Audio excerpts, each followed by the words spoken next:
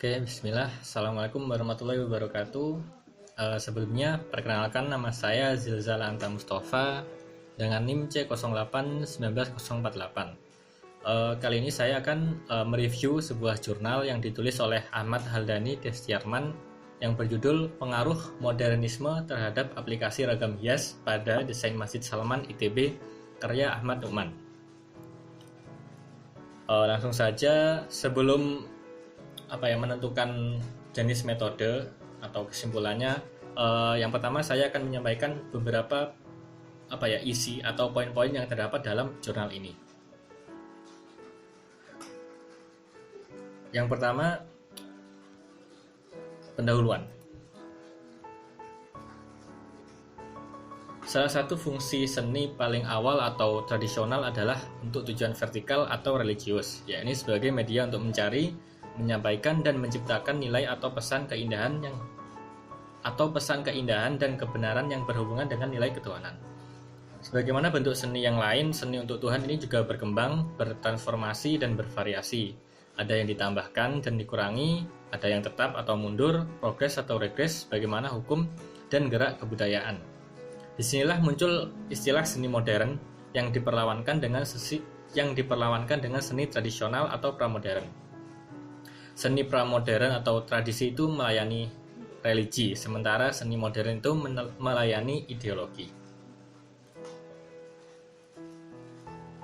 Demikian pula dengan ragam hias pada arsitektur masjid atau rumah Tuhan.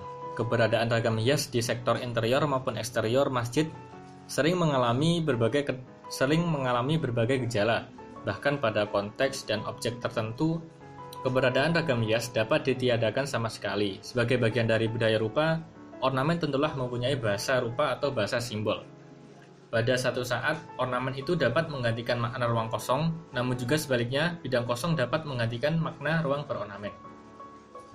Baik berornamen atau tidak, keduanya mengandung nilai, fungsi, dan tujuan tertentu. Masuk ke bagian pembahasan. Di akhir abad ke-20, menurut Renata Hollet, gejala ekonomi multinasional, masyarakat multikultural, dan komunikasi global telah membawa ekspresi-ekspresi pada desain masjid sebagai sebuah bentuk silang budaya. Sebagai representasi transisi komunitas muslim di tengah meluasnya isu tentang heterogenitas, budaya dan asimilasi, serta tentang hibridasi bentuk dan makna, motivasi pembangunannya pun semakin beragam, yaitu motivasi pembangunan masjid semakin beragam, dari yang sangat paling fungsional hingga ke paling megah yang prestisius seperti mercusuar, semisal desain-desain di era mega arsitektur tahun 1940-an sampai 1970-an yang bermotifkan nasionalisme para pemimpin besar pasca kolonial.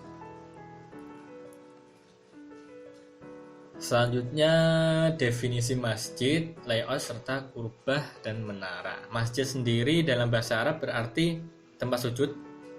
Secara istilah, masjid adalah suatu bangunan, gedung, atau suatu lingkungan berpagar yang didirikan secara khusus sebagai tempat beribadah kepada Allah Subhanahu wa Ta'ala, khususnya untuk mengerjakan sholat. Layout masjid sendiri banyak memiliki variasi dan perkembangannya, namun umumnya mempunyai kesamaan dalam hal adanya lapangan yang luas yang terdapat ruangan untuk sholat, petunjuk kiblat, tempat imam atau mihrab, tempat khotib atau mimbar.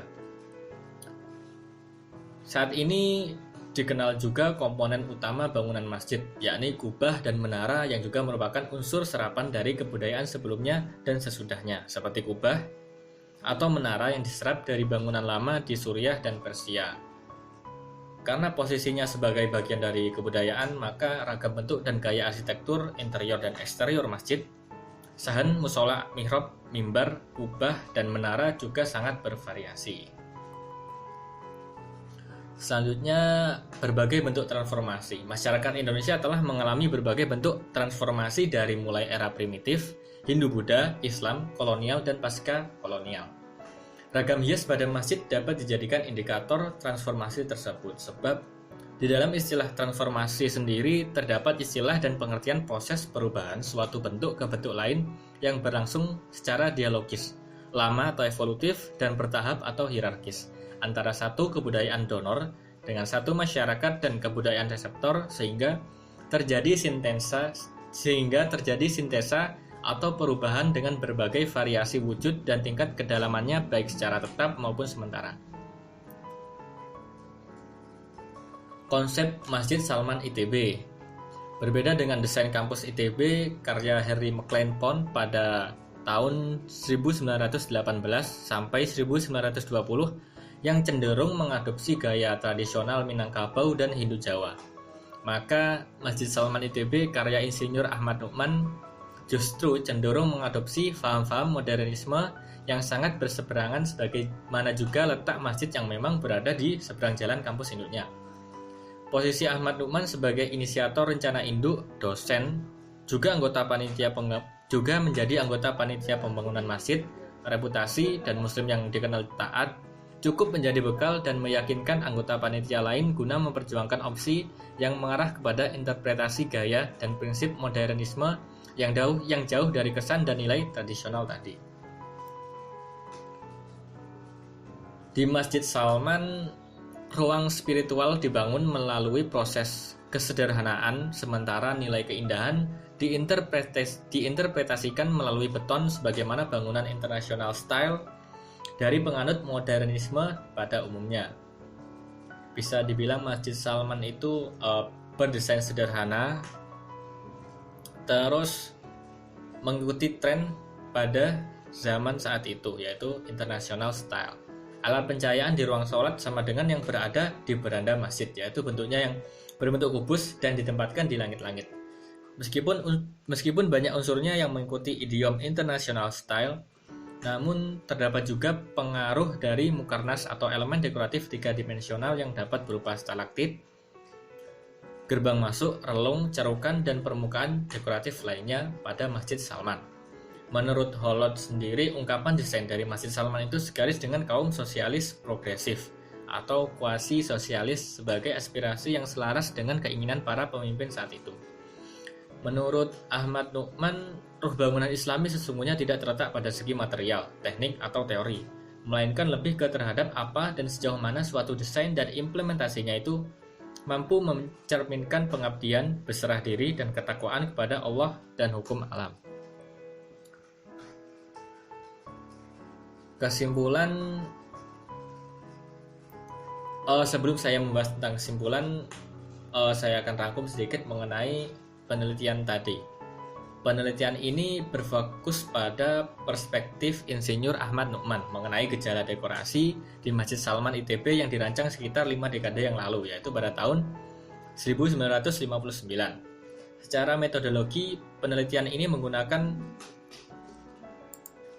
metode deskriptif terhadap sejarah sosial dari seni.